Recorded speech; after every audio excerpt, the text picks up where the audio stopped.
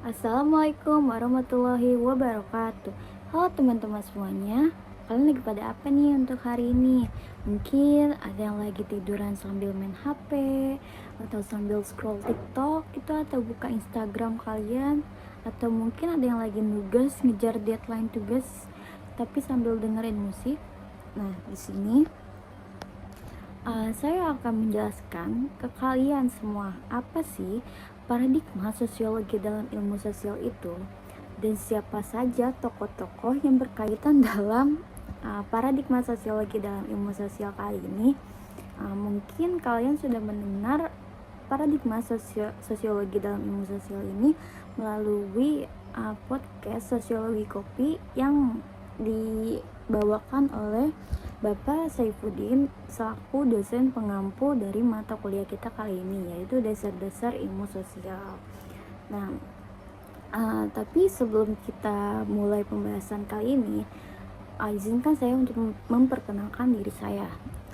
Perkenalkan, saya Devriza Sandi. Saya merupakan mahasiswi aktif Prodi Pendidikan Sosiologi Fakultas Ilmu Sosial Universitas Negeri Jakarta tahun 2024. Seperti yang saya kasih tahu sebelumnya, di sini saya akan menjelaskan kepada teman-teman semua apa sih paradigma dalam ilmu sosial itu. Nah, kita langsung aja ya ke inti materinya.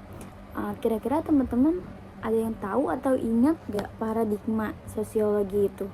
Nah, paradigma dalam sosiologi adalah kerangka teori atau sudut pandang yang membantu ilmuwan sosial memahami dan menganalisis fenomena sosial seperti interaksi individu, antar individu, hubungan kekuasaan, dan struktur masyarakat. Paradigma sosiologi yang merupakan suatu bagian yang sangat melekat pada diri seorang sosiolog. Jadi, seorang sosiolog harus menggunakan paradigma sosiologi ini. Dan istilah paradigma ini pertama kali dikemukakan oleh Thomas Samuel Kahn. Dan mungkin dalam podcast Sosiologi Kopi kalian juga sudah tidak asing dengan nama tersebut. Beliau adalah seorang filsuf, fisikawan, dan sejarawan yang berasal dari Amerika Serikat. Beliau juga pernah merilis sebuah buku yang berjudul The Structure of Scientific Revolution pada tahun 1962, dan kemudian oleh Robert Winslow Friedrich dalam bukunya yang berjudul A Sociology of Sociology pada tahun 1970-an. Paradigma memberikan arahan dan batasan pada penelitian ilmiah, menjelaskan mengapa suatu pendekatan mungkin lebih sesuai untuk situasi tertentu. Nah, di sini menurut Thomas Samuel Kahn, paradigma sosiologi adalah cara mengetahui realitas sosial yang dikonstruksikan oleh mode of thought atau mode of inquiry tertentu yang kemudian di sini akan menghasilkan mode of knowing yang lebih spesifik. Maksudnya, cara mengetahui suatu cara pandang dengan pemikiran yang dalam yang kemudian akan menghasilkan sebuah pengetahuan. Paradigma merupakan gambaran yang paling fundamental dari pokok bahasan ilmu pengetahuan. Dengan menentukan apa yang harus dipelajari, pertanyaan apa yang harus diajukan, dan aturan-aturan apa yang harus diikuti dalam menafsirkan jawaban-jawaban yang bisa diperoleh. Paradigma menjadi unit yang terluas dalam kesepakatan ilmu pengetahuan nih teman-teman. Oleh karena itu, pentingnya paradigma bagi satu entitas ilmu pengetahuan. Kahn juga mengemukakan dalam bukunya bahwasanya perkembangan ilmu tidak selamanya linear. Dalam perkembangan ilmu sangat berkaitan dengan dominasi paradigma keilmuan yang muncul dalam periode tertentu atau dalam suatu waktu. Di sini, Ritzer yang merupakan salah satu tokoh sosiologi juga menilai bahwa sosiologi itu merupakan ilmu yang mempunyai beberapa paradigma atau memiliki lebih dari satu paradigma yang disebut sebagai paradigma ganda. Setiap paradigma memiliki objek kajian teori dan metode analisis yang berbeda dan membedakan tiga paradigma dalam ilmu sosial menjadi tiga.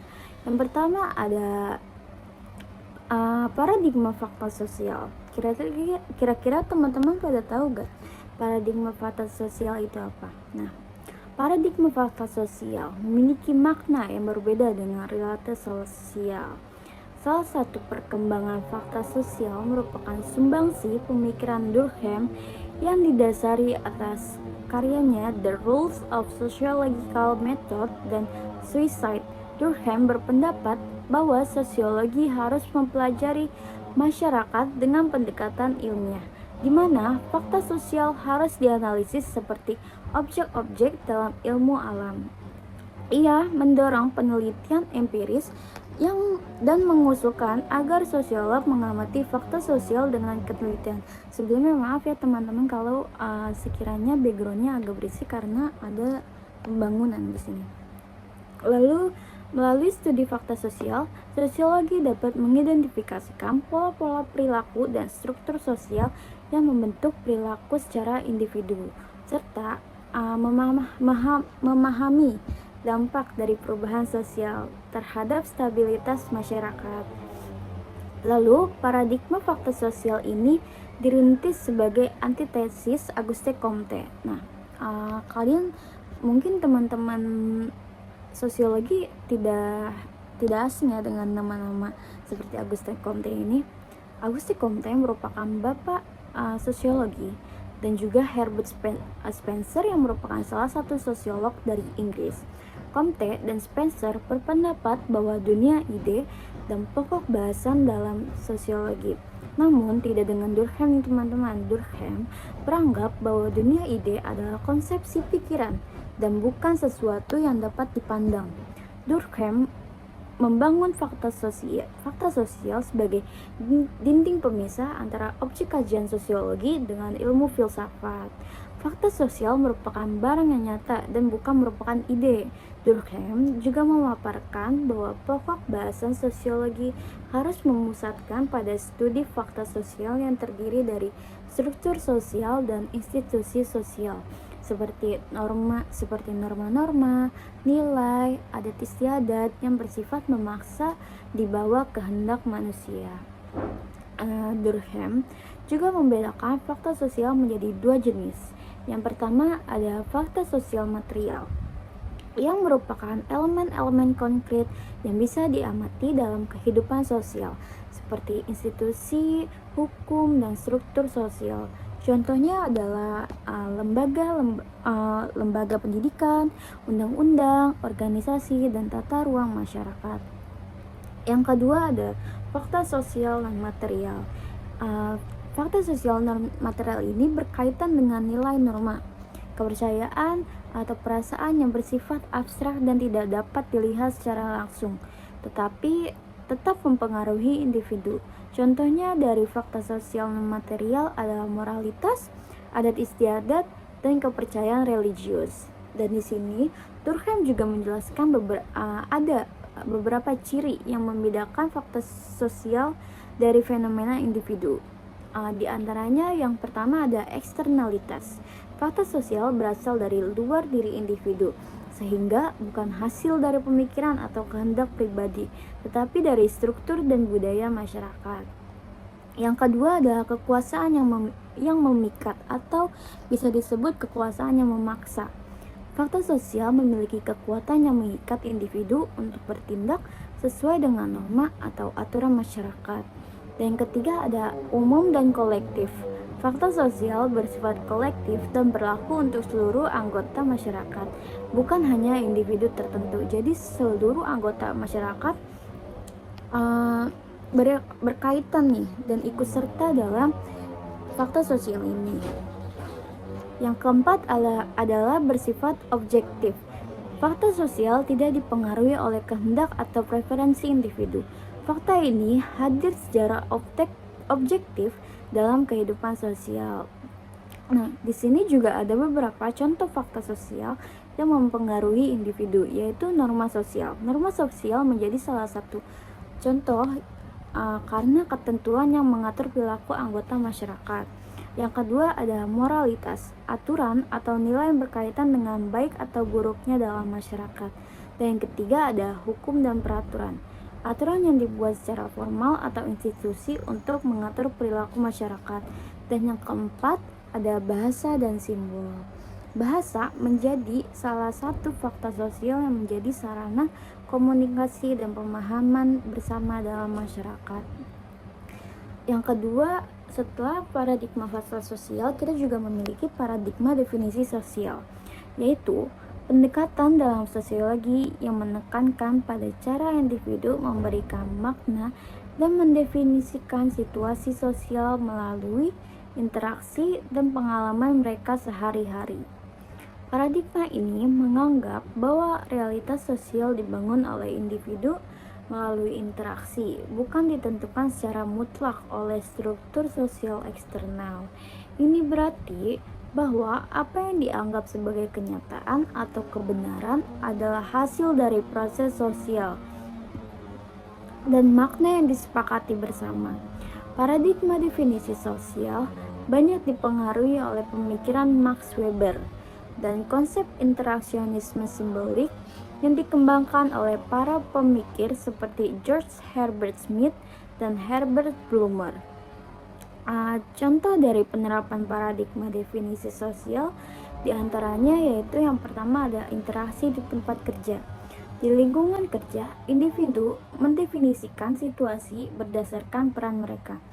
Sebagai contoh, seperti seorang manajer mungkin mendefinisikan perannya sebagai pemimpin dan mengambil keputusan dengan cara tertentu. Dan kemudian ada seorang bawahan yang mungkin mendefinisikan perannya sebagai pelaksana yang harus mengikuti instruksi dari seorang manajer atau atasan. Dan yang kedua ada bahasa dan budaya. Bahasa adalah alat utama dalam membentuk realitas sosial karena membantu individu berkomunikasi dan berbagi makna. Misalnya, sebuah kata atau frase yang dianggap biasa di suatu budaya mungkin memiliki makna yang berbeda di budaya lain, menunjukkan bahwa makna dipengaruhi oleh konteks budaya. Dan yang kita tahu juga, Indonesia memiliki berbagai macam bahasa dan kebudayaan. Jadi bahasa dan budaya merupakan salah satu contoh dari paradigma definisi sosial.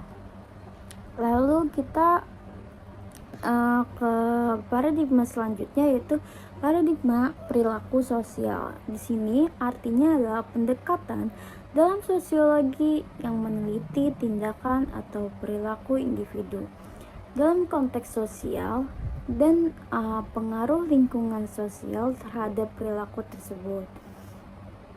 Paradigma ini berusaha memahami bagaimana pola-pola perilaku terbentuk, terkendalikan, dan diubah oleh faktor sosial seperti kelompok, norma, dan interaksi. Pendekatan ini banyak dipengaruhi oleh teori-teori psikologi sosial yang mempelajari hubungan antar individu dan masyarakat dan melihat bagaimana kondisi eksternal membentuk perilaku seseorang. Paradigma perilaku sosial memiliki beberapa aliran atau pendekatan utama, seperti teori pembelajaran sosial, teori pertukaran sosial, dan behaviorisme dalam sosiologi, yang masing-masing berusaha menjelaskan motivasi dan proses di balik perilaku sosial. Di sini saya juga akan menjelaskan arti dari teori-teori tersebut. Yang pertama adalah teori pembelajaran sosial. Teori ini dikembangkan oleh Albert Bandura. Dia menyatakan bahwa perilaku manusia dipelajari melalui observasi dan meniru perilaku orang lain. Yang kedua adalah teori pertukaran sosial. Dikembangkan oleh George Homans dan Peter Blau. Teori pertukaran sosial melihat hubungan sosial sebagai proses pertukaran, di mana individu mengejar keuntungan maksimal dengan biaya yang minimal. Dalam setiap interaksi sosial, individu mempertimbangkan untung dan rugi dari tindakan mereka. Misalkan, seorang mungkin membantu teman dengan harapan akan mendapatkan bantuan serupa di masa depan. Jadi mereka akan mengharapkan timbal balik yang sesuai, teman-teman. Dan yang ketiga ada behaviorisme. Behaviorisme menekankan bahwa perilaku manusia adalah respon langsung terhadap stimulus dari lingkungan. Teori ini memiliki akar dalam psikologi, berfokus pada pengkondisian untuk membentuk perilaku di mana individu akan mengulangi tindakan yang menghasilkan hasil positif dan menghindari tindakan yang diikuti oleh hukuman. Dan yang keempat ada teori kontrol sosial. Teori ini dikembangkan oleh Travis Hirschi, menekankan pentingnya ikatan sosial dalam mengontrol perilaku individu. Hirschi berpendapat bahwa orang cenderung menghindari perilaku menyimpang jika mereka memiliki ikatan kuat dengan keluarga, sekolah, dan masyarakat. Semakin kuat ikatan seseorang, semakin rendah kemungkinan mereka melanggar norma sosial. Yang kelima ada teori konformitas sosial. Teori ini menjelaskan bagaimana individu cenderung menyesuaikan perilaku mereka dengan norma atau harapan kelompok sosial. Dari teori tersebut, ada beberapa contoh-contoh penerapan paradigma perilaku sosial di masyarakat. Yang pertama ada perilaku di sekolah. Nah, di sini maksudnya karena di lingkungan sekolah, siswa belajar untuk berperilaku sesuai dengan aturan sekolah. Mereka mengikuti instruksi guru dan menghormati teman sekelas. Perilaku ini dipelajari melalui penguatan. Misalnya, siswa yang berprestasi mendapatkan penghargaan atau pujian yang memotivasi mereka untuk mempertahankan perilaku tersebut. Yang kedua ada pengaruh teman sebaya. Nah, pada remaja, tekanan teman sebaya merupakan salah satu faktor yang kuat dalam membentuk perilaku. Misalnya seseorang, misalnya kita mengambil contoh dari yang terjadi, banyak kasus yang terjadi di sini. Misalnya seorang remaja mungkin mulai merokok jika lingkungan sekitarnya menganggap perilaku tersebut keren atau diterima. Mereka mungkin mengikuti perilaku ini meskipun awalnya tidak memiliki keinginan untuk merokok atau melakukannya. Hanya karena demi diterima dalam kelompok tersebut, mereka mulai untuk mencoba-coba merokok dan mengikuti perilaku teman-teman sebayanya. Yang ketiga adalah perilaku konsumen dalam dunia pemasaran. Pengiklanan menggunakan paradigma perilaku sosial untuk mempengaruhi perilaku konsumen. Dengan melihat iklan yang ditampilkan kebahagiaan atau kesuksesan melalui penggunaan suatu produk, konsumen mungkin terdorong untuk membeli produk tersebut karena mengasosiasikan dengan manfaat atau penghargaan sosial. Ini sebagai contoh seperti pengiklanan skincare yang marak diiklankan oleh para influencer di TikTok atau Instagram. Mereka beranggap bahwa skincare tersebut memiliki manfaat pada kulit mereka, seperti menghilangkan kemerahan pada wajah mereka, atau menghilangkan beruntusan pada wajah mereka, atau mungkin produk make up yang dianggap bagus untuk muka mereka. Di sini para influencer memberikan kesuksesan melalui penggunaan produk tersebut yang membuat para followersnya atau pengikutnya terdorong untuk membeli produk tersebut karena mengasosiasikan dengan manfaatnya. Dan di sini dari ketiga paradigma ini memberikan sudut pandang yang berbeda dalam memahami masyarakat. Ketiga pendekatan ini memberikan manfaat yang lebih komprehensif mengenai dinamika sosial, memungkinkan para ilmuwan sosial untuk menganalisis berbagai aspek dan kompleksitas yang ada dalam masyarakat. Nah, di sini jadi semua paradigma ini berkaitan dengan memberikan sudut pandang yang berbeda dalam memahami masyarakat. Dari paradigma ini juga memberikan pemahaman yang lebih komprehensif mengenai dinamika sosial.